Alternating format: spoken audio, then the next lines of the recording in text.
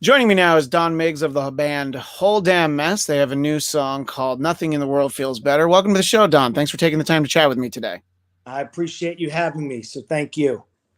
I usually like to start off by asking an artist about their background. Who were some of the earliest influences you can kind of remember? And if there's a moment where you're like, hey, this music thing seems like something I might be actually pretty good at and want to try and pursue. I can't wait for that moment. Um, are you okay with me being long-winded? Because one thing, brevity has never been my best friend. Yeah, Um, no, I've done episodes of this show that are 2 hours and 56 minutes, and don't worry, you're not in for one of those. But no, brevity is not my friend. So please. so like I've been playing music sincerely ever since I can remember. My literally in a crib, I used to rock on the sides of the crib so much that I would break the cribs. My mom tells stories of several cribs being in my house, and then we didn't grow up with a lot, and we had this couch, and I would sit on the end of the couch and rock on the end of the couch, and I broke the couch, which was not something that everybody was very stoked about.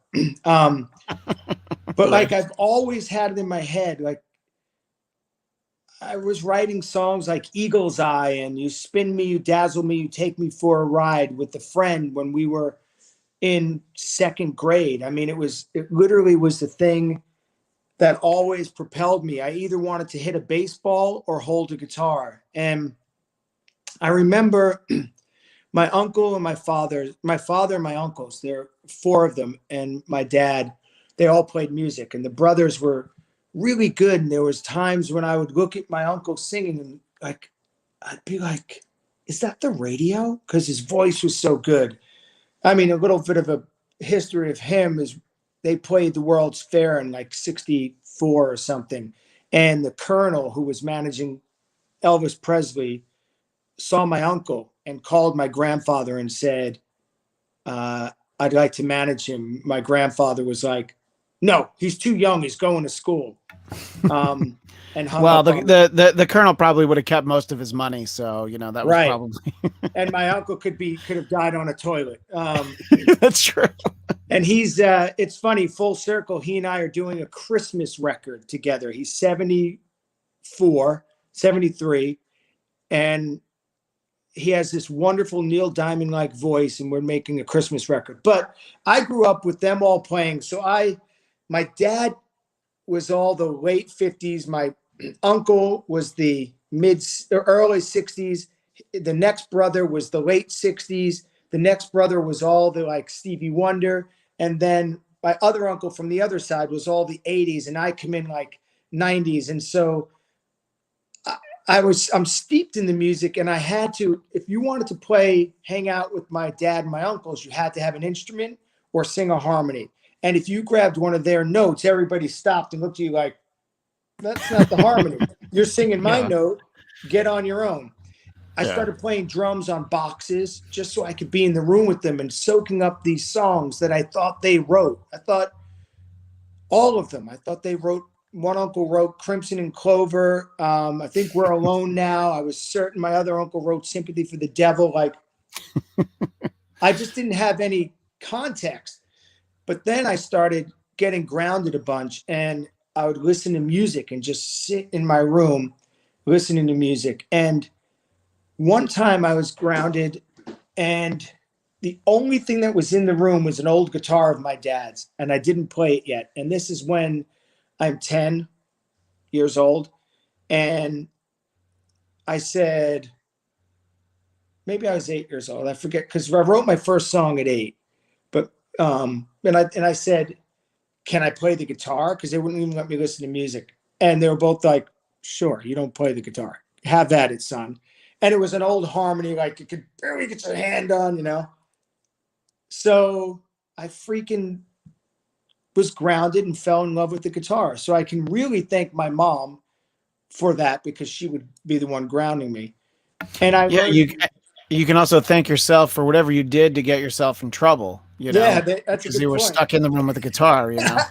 That's a good point. So I played Love Me Tender was the first thing I learned from a Mel Bay guitar book. And I was just trapped in this thing. Like literally at first, that's what it felt like, because I didn't feel like it went beyond joy. It was like this burning, you don't have a choice. And I was in fifth grade and we were just starting to play instruments. And I remember saying to two other friends who didn't really play, we're going to play the talent show at the end of the year. And we're going to play The Chain by Fleetwood Mac. Wow. Okay. Fast forward, by the way, on the record, you have one song of Mick Fleetwood is a friend of mine. He's playing drums on another song on this record. And he stays in my house in LA when I'm in LA, which is surreal because literally first time playing live for real was, so we were going to do The Chain. Turns out we couldn't because we didn't play. So it gets close to the talent show. And my decision is we're going to sing along to Dreams instead. So I made a band, DSM, Don, Steve, Max. They were our three names. We sang that talent show. And I honestly have never stopped. And then I was like 19, doing business in New York. Felt like I was achieving something. Gavin McKillop, who had produced Toad the Wet Sprocket, Bare Naked Ladies, Goo Goo Dolls, Sugar Cult, like a whole mess of groups at this one period of time. He heard a song of mine and wanted to produce a record. I was older than 19, by the way. I had signed a deal at 19 with BMG, got fired from my own band. If you want to hear that story, we can go into it, but I won't fast forward to when I really realized. So now I'm doing music on the weekends, doing all this. I'm moved to California. I had already had a record deal and lost a record deal, and all different things had happened. And Gavin McKillop, I think actually, whatever, it's 5 years later than that, 6 years later than that, I was in a band called Miggs, and we were writing some stuff. And one song he heard, he called me while I was in New York around Thanksgiving. He said, he's from Scotland. He smoked a lot. Don Miggs, I would love to make a record with you. I was like, I'm a big fan of what you do. This is exciting. Yeah, I'd love to. And I said, I can do work on Fridays. I had a great job. I just bought a house in San Francisco. I could fly down on Fridays or drive down on Fridays to LA, work Friday through Monday. And I think my job would be cool if I came back on Tuesdays just for a couple of weeks till we finished the record. And he said, you don't make fucking records on the weekends. He said the thing that changed my life. All before then, music was all I did. One rib goes in more than the other because I used to practice guitar 12 hours a day. I wanted to be Randy Rhoads. But I always wrote and sang songs, and so it just made sense that I sang. There's something ringing, and picked it up. So he said, do you want to be a musician or someone who plays music? And it was like somebody drew a line in the sand. And I went back and quit my job. Now, I was making, that year, I think I'd made almost $500,000, which was a century ago. And unbelievable that I would make that much money. Never in my life did I think I would ever. Yeah, sure. Right? I went in and I said, I got to quit. And I was with someone at the time, and I said to her, if I don't quit and do this, I think I'll kill myself before I'm 40. And I just did it. And I didn't have really a plan B. I was going to consult a little, but I didn't really have a plan B. I just went all in on my plan A. And I don't suggest that that's the way to do it, but I figured this out as the years have progressed. I was much happier failing at plan A than succeeding at plan B. Yeah, no, I mean that makes perfect sense because honestly, that's the sort of thing that for whenever I've had the opportunity to give any kind of broadcasting, comedy, career advice, anytime anybody listens, I've always felt that if you have a fallback plan, you're going to fall back on it at some point, and I think that there's different situations that people come into, and it's especially if you have to relocate, it's like, well, Yeah. you got to give yourself a few years, don't give yourself 1 year, and you just have to figure out how to do it. But yeah, because if you had kept the day job, I think that who knows what kind of product you would have put out just by running yourself ragged, going back and forth, just trying to squeeze in the album, when in all honesty, like the job would be the secondary thing. So I mean, I think that Well, makes yeah. perfect sense. But you also get to a point where it's like, what is, what's your plan?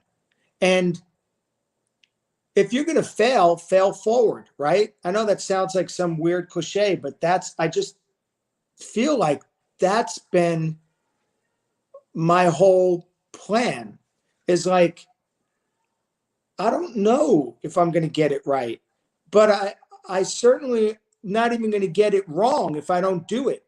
And I realized I didn't care about the money and all this stuff. And that my biggest advice to people always, now I do so much producing and writing with people. And I always say, don't buy stuff because everybody wants things and we're programmed to want things. But that's the trap. The minute you buy a thing that you now, or don't get a dog that you can't go on tour because of, don't get a job, don't get a car that you need the stupid job to pay for, and then you can't go do the thing you want to do because getting all the things you think you want stop you from getting the thing you need. It literally puts you in this trap, and there's no reason for it except that here in America, especially, we're programmed like, get the house, the car, the boat. Like, you keep getting stuff, and then you accumulate things that wind up not mattering. And that's why record labels sort of we were forced to go younger and younger and younger on who they sign. So while they sign young people because they think that's what young people will listen to, we have proven again and again, kids don't really care where they get their music as long as it's good. They'll listen to "Put Your Head on My Shoulders" on TikTok all day long, and it's Paul Anka singing it. He's Yeah. 79 years old, and they're cool with it because they love the song. But you're not going to sign Paul Anka because he has too much baggage with him. You can't sign someone who you can't boss around. So the labels wind up saying, yeah, we're going to sign the 19-year-old who has nothing because they're going to do anything we need them to do, as opposed to sign the guy who doesn't really need us. And then when we say he has to go on tour for 18 months, he says, screw you, I'll do it for 8. Yeah. Yeah, right, exactly. Yeah, and it's to your point, it's sort of like living within your means. I mean, there's this I can't remember if it was at 30 for 30, but there was this ESPN documentary about how so many athletes go broke, and Herm Edwards, the coach, is Yep. talking to them, and he's like, buy one car. Right. You can only drive one car at a time. You don't need more than one. Maybe sign another contract, then you can do that. And you learn so many things from, like the MC Hammer behind the music. The amount of money that he had coming in, but it was going right back out because he surrounded himself with people who had their hands out. And it's just like, yeah, live within your means, but try and push yourself to make it, and then if you're not beholden to those things, then you're giving yourself a real shake. And it's funny, the thing you're talking about, like the dog and all of that.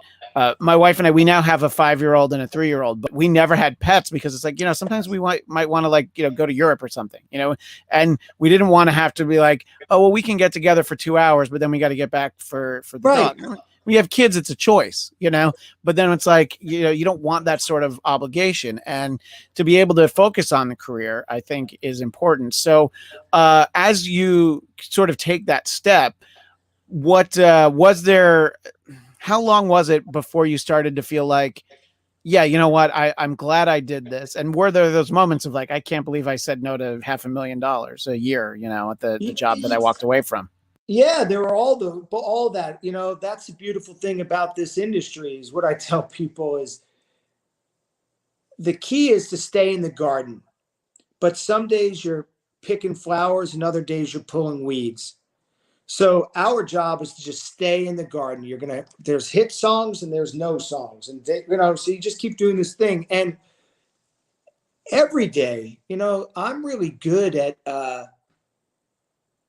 rejection. I rose to the middle. I was great at rising to the middle. I could not get beyond that for years and years and years. And it's taken me way too long to figure out some of the secrets. But you definitely, every day, I still, well, now it's just honestly, I'm the happiest guy. I'm like Cinderella every day. That's the truth. I can't wait to get up, and I go to bed dead ass tired from a long day of work. And I have two boys, I have a beautiful wife, and I have a beautiful life. My studio is on the property. If I'm touring, my family, we make it work because they know how much that feeds who I am. And I make sure I spend all my other time with them. And I feel like a unicorn because I just have boundless energy to do all of it. But yeah, when you put a song out, like even this, Nothing in the World Feels Better. I love this song so much. And then I go to Spotify and we're at 120,000 streams. And it's like, that's good, but why doesn't it have 1 million? So like every day, it's like, I should have just kept my job somewhere else where I don't have to think about being a failure 24/7. Because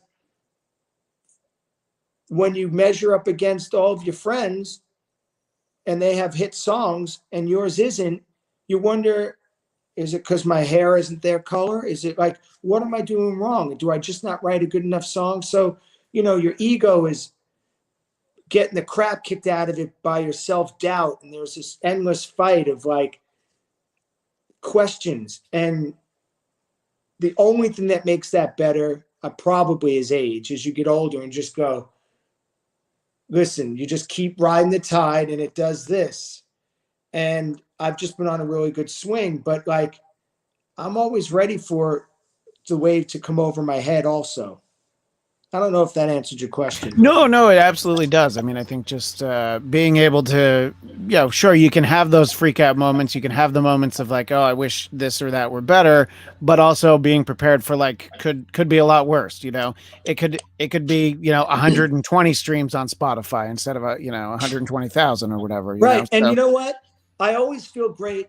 I just made a record with freaking Billy Corgan of Smashing Pumpkins. We just did a movie together. Like, so when I'm feeling at all trepidation, the good news is I have enough stuff to brag to myself to get me back to normal. yeah, and I mean, I think that that's really what you need. I mean, depending on what it is that somebody does, it's always like, yeah, but I have done this, whatever's in that moment. So let's talk about how Whole Damn Mess comes together. But I did like you were talking about how you had a band named Miggs at one point, and you had previously been fired from a band. So I figure if you put your name in the band, it makes it a lot harder to get fired from the band. Dude, that's what I said. That was and it's funny, I didn't name that band. Someone else was like, let's call it Miggs. But I thought to myself, it's going to be awful hard for them to fire me now. But the pressure was, I kept that band together longer than I should have. Oh, okay. Out of loyalty and because people that like tattooed lyrics or the name on themselves, or that people that love that band, I felt an obligation not to bail on them because it wasn't working for me. Because music in the end is about the listener. And I thought, man, if that were my favorite band and they just stopped midstream, like I would be bitter. And so I kept it going longer than I probably should have. So, and this is, you guys have been putting out music as Whole Damn Mess for a few years now. Talk about how the band comes together. I know that Lawrence Katz is from the Mighty Mighty Boss Tones, and C. Todd Nielsen, Greg Hansen, they've done a lot of music for film and television, which is funny because the thing that struck me about this song, Nothing in the World Feels Better, I'm like, man, this needs to be in a movie or on a TV show or something. So I hadn't even read that in the notes, and it has a, and that's, to me, that's that's a compliment, because it's like, yeah, no, it belongs put in a movie or a TV show. And then it was just sort of like a funny tidbit to realize that that was the background too the guys had. Yeah. That's what the four of us do. We do we write and produce for a bunch of artists. We've done a lot of sync work. I would say that C. Todd and Lawrence have done the most sync work. C. Todd the most. And he's always got, it's interesting, we all have our strengths. So the way it came together is Miggs ended. I was sort of disillusioned. We had just come off of, we'd made this record that Mark Needham mixed, that I produced, Miggs, this is, and I really liked the record. And Capitol was not interested in putting the record out. They let us put it out overseas, so Germany. It didn't release here. And then we had this one single that we tried at radio, and it started going up the charts. And Nikki Sixx became a fan and tweeted about it. And then Motley Crue asked us to go out on their final tour. And they needed us to go really quickly. And something happened where I was like, wait a minute. I've completely lost the plot. I don't want to go on tour with Motley Crue. No disrespect. My wife loves them. I grew up knowing their stuff. It was Motley Crue, Allison Cooper, and then us. Yeah, no, I saw that show at the Hollywood Bowl, and I'm like, wait, you weren't there? No, because the Struts took our spot. Yeah, that's right. The Struts were there. So we got asked to do the tour, and I was like, Nikki likes this one song that I had written for Fall Out Boy that they wound up not using, and it doesn't really map onto what I'm trying to do. I've been gray since 21, and so I was coloring my hair and doing all this stuff, and I was like, I don't think I want to play this game anymore. And the label wasn't giving us any love, but the single started going up the charts. It was like number 48 or something. I'm like, I don't know, number 18 in active rock. I'm like, I don't think this is for me. I turned down the tour. I told the band, I got bad news. Not only am I turning down Motley Crue tour, which they were all like, what? I think I'm done. And I won't say quit. I think we'll call it a long hiatus. Because I love those guys. They're brothers. I just don't think I want to do this anymore. So I told the label, screw you. I'm not coloring my hair anymore. I don't care what happens. Went home, tail between my legs. My manager was like, you need to be writing and producing people. You do that so well. I got a lot of people who write with you. So I'm like, okay. So I start digging into writing and producing. And I'm a little bit rudderless, not quite sure what's going to happen, but I'm getting it out because my problem with Miggs is we were chameleons. Like, we never took a stand. We were always on the fence. It was like, we're a little of this and a little of that. Oh, you like this? We'll play that. And so the problem is everyone likes you because you're good, but no one loves you. No one will die for you because they can sense you wouldn't die for it. And so, like, Motley Crue is a great example. They all like different music, but they make this Motley Crue music like it's life or death. So whether they do other stuff or not, they put a feeling into it, like they're not on the fence. They have chosen a side. Miggs didn't do that. So now I'm getting to write with people. So it's like, oh, I want to write an R&B song. I got Boys to Men, a pop song. I'm going to write with Tom Higginson. Oh, I'm going to do rock. I'm going to do this guy, Candlebox. So I got all that stuff out. And then my manager sets me up with a write with C. Todd Nielsen and Lawrence Katz. They walk in. They're like, what are we writing? And I'm like, I don't know. And I was, again, disillusioned. And we start talking. And they're like, let's write. I start this idea. Let's write that. We write Maybe We Should Do It, which was the first song we ever wrote. And it's a song we open every show with. and it's on the Queen and the Outcast record. And when I was in the middle of it, it was like I was back to being the kid watching my uncles and my dad play. Like I started thinking, did I write this? And over the next 2 weeks, we wrote 10 songs, all made the record.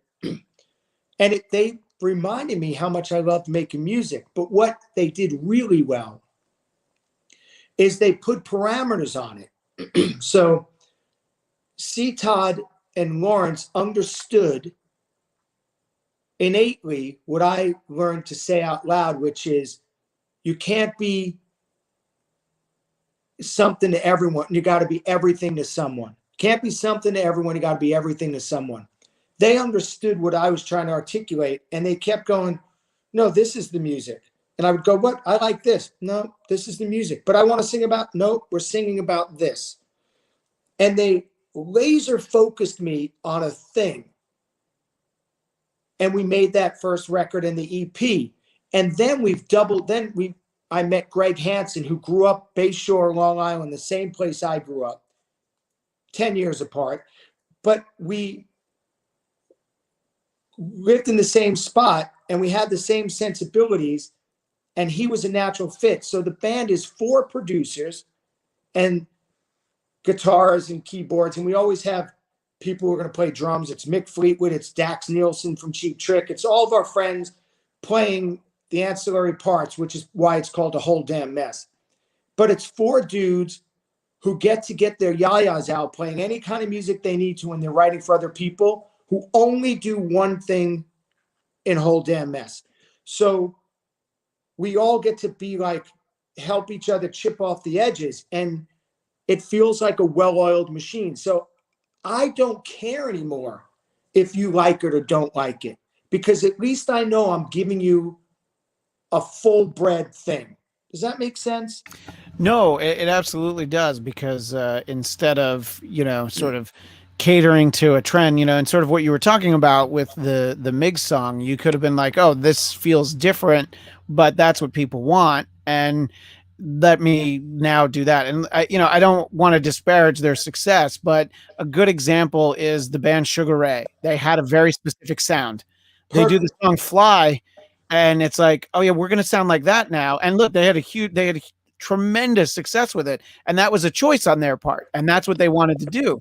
But I think to have just decided you're a different thing, that's not for everybody. I think that I think is what you didn't want to do. I mean, and again, I'm not trying to disparage them, but it's basically you're like, well, I don't want to be Sugar Ray. Well, you know what? It's funny you're saying that, because I'm working with an artist today, and I use that almost same example, but I use Smash Mouth. Sure, that's a great example too. Yeah, same and time you know period, what? yeah. They've figured out to lean into the joke now instead of being the joke. They're like, we're in on it now. But that's no different. It could have gone very differently for the Rolling Stones with Satisfaction. They could today be like, holy crap, this is terrible. Or my friend Tom Higginson wrote Hey There Delilah, Plain White Tees. They've had other hits, but that one defined him. And I used to say to him, do you wish you didn't write it? Do you hate it? Because they were like a punk band that did this song. And he said, I'm so happy I wrote it. I love that song. So he's leaned into it and doesn't let it define him. He gets to pick this incredible thing up and enjoy it, as opposed to like, crap, I got to play that one again. So it just depends on where you come from. But when we wrote, there's a song for this new record called Call the Dogs Off. We started figuring out what the sound was, and that's the one Mick Fleetwood's playing drums on. We're like, wait a minute, we think we got it. Now we have to write the brother to the song, and the sister, and the mom and dad. We do not get to write the cousin or the aunt until we have finished the whole family. So the songs all have this sense of they all belong together. Because if I say to you, Motley Crue, you'll come up with a sound in your head. If I say to you, Rolling Stones, sound in your head. Bruce Springsteen, sound in your head. But if I now go play those records, I could play you a million examples of songs that don't fit in the thing you said you thought in your head of those bands. but you need a body of work that defines you. So people say, when I want to feel this, I go to them. And I think that's what makes iconic bands. Maybe I'm wrong, but that's what makes bands or artists that people will stay with, as opposed to, again, great artist, Carly Rae Jepsen, Call Me Maybe. Big song, huge song. Yeah. Yeah. Same time, you have Lorde. Lorde had a huge record. Never had a song as big as Call Me Maybe. Whose career would you rather? Lorde, for me, all day long. She could go anywhere and play for 1,200 people any night, anywhere. Carly Rae will live and die by that one song and have to go do Broadway or go get another song that tracks at radio. She'll always be living up to that. So she went for a moment. I don't say she did, but that was a moment. Lorde has a career because she did a body of work that felt like a thing, and people join that cult. You don't know what cult you're joining with Carly Rae, and you didn't know what cult you were joining with Miggs. With Whole Damn Mess, I'm going to get music that is instantly sort of timeless classic. It's new classic rock. Yeah, and that's sort of the feel that I had, when I was listening to the song, was that it doesn't sound. It has the spirit of an older song. I don't mean it sounds outdated. It has a feel of that, but it's like a modern day take of it. So it kind of makes you feel like, oh yeah, this feels like a song that maybe I would have heard, 25 years ago. Yeah. But it's more like it would have been in the mix on like a I'm using the air quotes, but an alternative rock station. It fit in with that era, but it doesn't have a dated sound. It's just sort of that kind of feel for it. And so the song that we have so far is Nothing in the World Feels Better. And in terms of, you've referenced a few other songs. It seems like this is one approach these days, is to just, do a few songs and work your way up to an album. And what's sort of the game plan right now at this point? Because, this song's been around for just a little while, right? It's been like a month or so? 2 months. Okay. Is it 2 months? Not even 2 months yet. But okay. Here's the problem. We have their album ready to go. Sure. And if we put it out in 2 months, track number 8 is as dated as track number 1. And no one's even gotten to hear it yet. So what we're trying to do, we think, is we're going to do 3 singles while the world is waking back up, because we can't tour it. Yeah. Right? All that stopped. While the world's waking up, we'll have some singles, get some content. We'll do some video work and all that, and just try to get people to just have a pulse with what we're doing. And then at some point, the whole record will drop. But I am so excited for people to hear the whole record. It's companion pieces. I think it's going to be where people are going to either fall in love or they're going to hate us. And again, I'm so much happier with either of those than someone just going, it's okay. And by the way, we are as good as any band live. Any band. I am not saying, I feel like there is no one better than us. I'm not saying we're better than people, but there's no one that'll make us feel stupid on that stage. No one. The greatest feeling in the world is being in a band where I might be the worst singer in it, and I'm the singer. I get to be, because there's 4 producers and 4 writers, that allows us to be fans of the band, because we're not responsible. Like, I didn't start Nothing in the World Feels Better. Greg did. So while I have lines that I wrote and parts that are mine, he started that song. So I get to be a fan of it, because I didn't come up with it, so no one can say, well, of course, it's your song. Well, he started it. I'm just a fan of it, Yeah. In terms of performing live, there was a quote I saw, I think from you, that said that the live shows are like a bar fight, except everyone is laughing and hugging at the end. So it's like a bar fight, but it's almost more like a bar fight in like a Broadway musical, where it's all sort of like everybody's into it, And I equate it to, It's being at a family gathering during a holiday. Right. Because there's going to be 3 bottles of Casa Azul tequila will be had on stage. We pour it on stage, you know. There's 6 of us there. Everyone's running all over the place. Like, literally, there's a picture that I just posted again of me jumping off the drum riser where I am 3 feet above the bass player. And he's 5'10". Yeah. I mean, I'm up in the air. And there's something about that is like a big middle finger to people saying you got to be 15 to have any sort of spirit. Like, what's so cool about this band and about this moment in my life is that I really and truly want to be in the best band in the world. There's nothing to phone in. I have nothing to prove, but everything to prove. And that's the way the band feels. It's like we've all had success, but we have not done this thing that we all feel so protective of. It's the coolest feeling because I am sure that was what U2, when they did All You Can't Leave Behind and Beautiful Day came out after like doing all this stuff, and people thought, do they still have it? They still wanted to be the best band. Like, I want to write the best song I ever wrote today. Right. Right now. I don't care what's been written in the past. Today is the day I'm going to write the best song. I'm going to go to bed with a smile on my face because I wrote the best song I ever wrote today.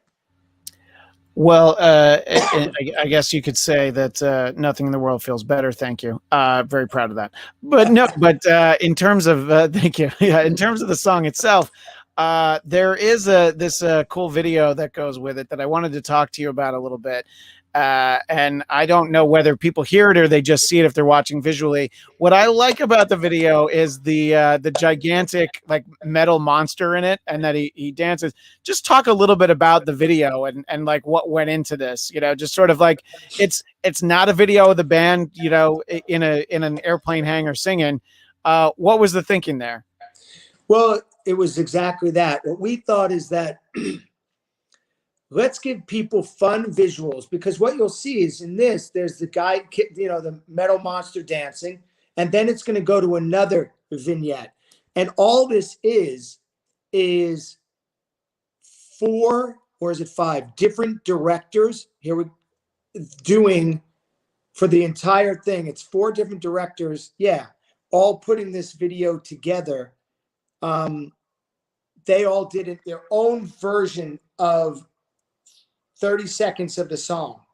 And then we put those versions together to put it into a context, which is kind of cool because it sort of makes you think that concepts might not be as cool as they would think they are, because it's several concepts in this one thing.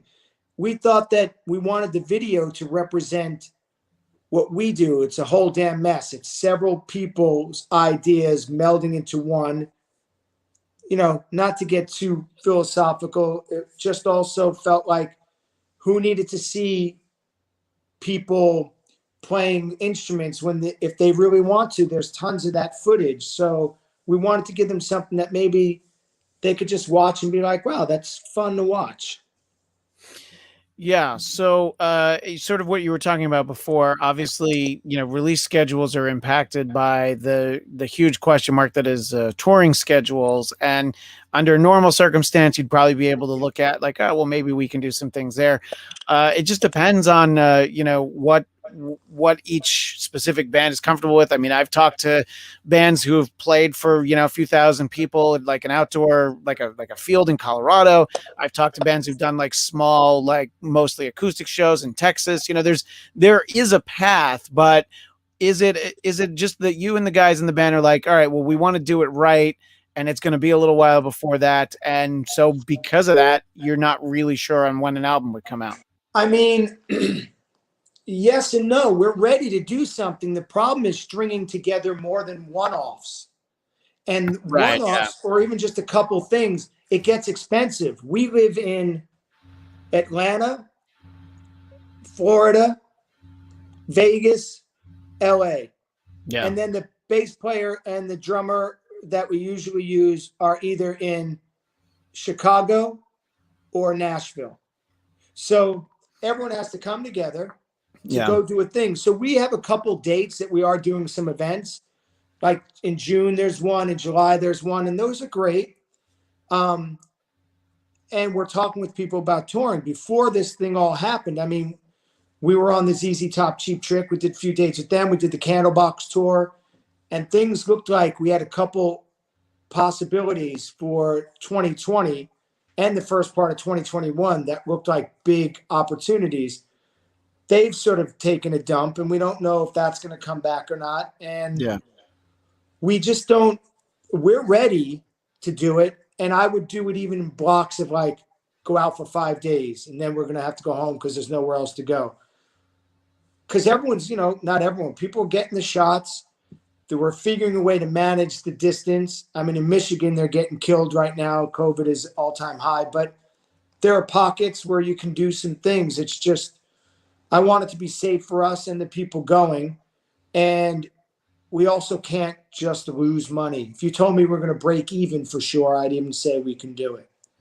Well, yeah, because, not losing money, then you can at least see the advantage of like, all right, we're getting in front of people, then they're going to know who we are. And then, maybe the next time we come through, they'll spend money. But yeah, I think that breaking even is a dicey proposition right now. And yeah, the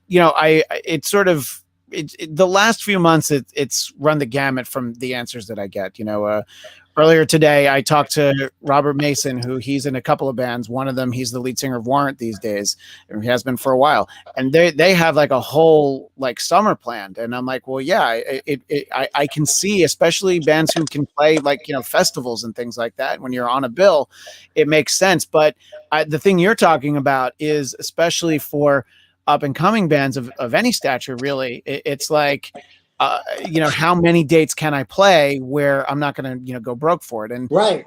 Especially because usually a nice supplementary income would be like let's do a little VIP meet and greet backstage. Well, you really can't do that now, so there's I can see how hard it is for the whole business to go forward. And obviously you feel like we'll get to that point, but it's just, I guess, the question of when, And I can't not, if I step into a place and people pay money for it, I'm the last one that leaves. I am the last one on the tour bus because I will say hello and goodbye to every single person that wants to. I think it's important. Even when we did the arena stuff and the outdoor with ZZ Top and Cheap Trick, we went over to merch. If someone wanted to come over, we waited. We said it's to everyone who would want it to do it. Maybe we wouldn't do that if we were headlining that arena. Sure. But at this point, I still think it's important, and I still love that interaction and feeling like we're getting something from, they're getting something more than just what they saw on stage. Well, I hope that people are able to find the song right now, and then they, they do all the things they need to. You subscribe to the YouTube page. You go find where's the best one-stop shop? Is it just a website where people can keep an eye on social media? How do they know when the next song comes out? At Whole Damn Mess, everything. Okay. So that's good to have the consistency, to not have like Whole Damn Mess _band, right. Whole Damn Mess official. And, because it's hard to keep track of all of it. So it's great that you have it everywhere. And then people know when there's more songs, when there's an album, when there's a tour or any of the one-offs. So, well, I appreciate you, Don, taking the time to talk. Obviously, I look forward to hearing more of the album and getting to talk again. Hopefully with some dates to promote, but just at Whole Damn Mess. That's where they'll find everything, right? Yeah. Yes. Thank you very much. Well, absolutely. And thank you. And thanks to everybody who tuned in. We will see you next time on the Bladtcast.